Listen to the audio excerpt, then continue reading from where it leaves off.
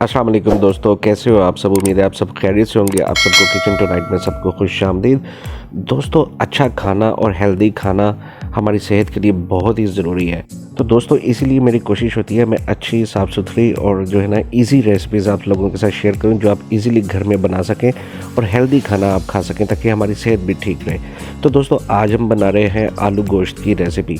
और दोस्तों, ये रेसिपी मैंने इसलिए शेयर कर रहा हूँ क्योंकि मुझे बहुत सारे दोस्तों ने रिक्वेस्ट की कि हम जब सालन बनाते हैं तो हमारे प्याज जो है ना वो नज़र आते हैं सालन के अंदर, तो वो अच्छे नहीं लगते। तो दोस्तों, मैंने ये रेसिपी बेसिकली उन लोगों के लिए है जो जिन लोगों को ये इशू आता है कि उनके प्याज जो है ना वो खाना बनाने के बाद उसके ऊपर तैर रहे होते हैं, उसके ऊपर नज़र आ रहे होते हैं। तो चलिए हम इस रेसिपी को तैयार करते हैं और देखते हैं हमें इसके लिए क्या क्या चाहिए और कैसे कैसे हम इसको तैयार करेंगे। तो दोस्तों, यहाँ पर मैंने चिकन को अच्छे से वॉश करके उसमें मैंने ये मसाले सब ऐड किए हैं। आप इन मसालों को अपने हिसाब से एडजस्ट भी कर सकते हैं। और इसमें हम दही को डालकर इसको हम मैरिनेट करके हम इसको तकरीबन 1 आवर के लिए हम रख देंगे साइड पे। और अपने खूबसूरत पैन में हम जो है तकरीबन इस तरह गोल मोटे कटे हुए आलू लेकर उनको हम फ्राई कर लेंगे थोड़ी देर के लिए। इनका कलर हम हल्के से पिंक होने तक हम इनको फ्राई करेंगे, ज़्यादा फ्राई नहीं करने कि ये चिप्स बन जाए इधर आपकी। तो लेकिन आपने इस चीज़ का ख्याल रखना है कि इनको बस हल्का सा आपने फ्राई करना है, थोड़ा सा इनका पिंकिश कलर आ जाए तो आपने इनको निकाल लेना है बाहर।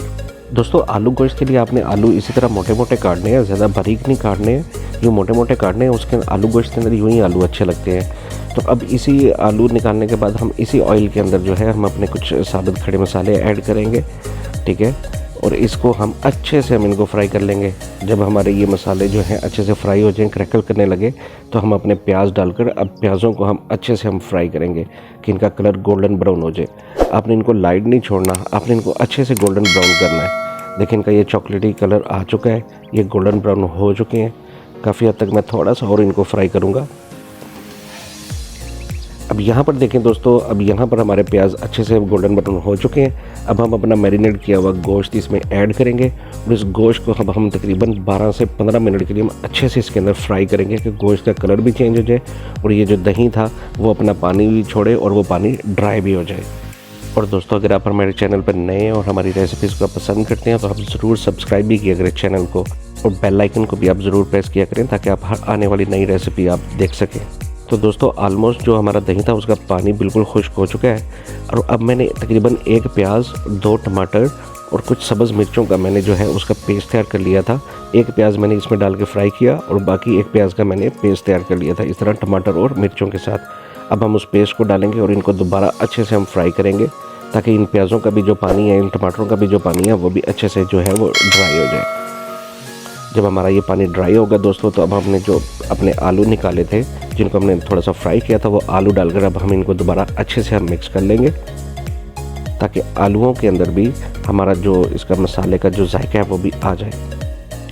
और दोस्तों, क्योंकि अब हम आलू गोश्त बना रहे हैं, ठीक है ना, तो इसमें शोरबा ना हो तो मज़ा ही नहीं आता।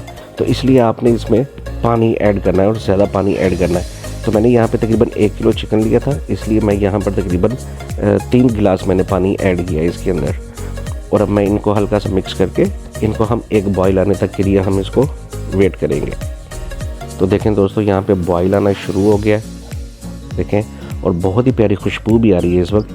अब हमारा पानी बॉयल आना शुरू हो गया। अब हम इसको अच्छे से ढाँप कर तकरीबन लो फ्लेम के ऊपर 20 से 25 मिनट के लिए पकने देंगे।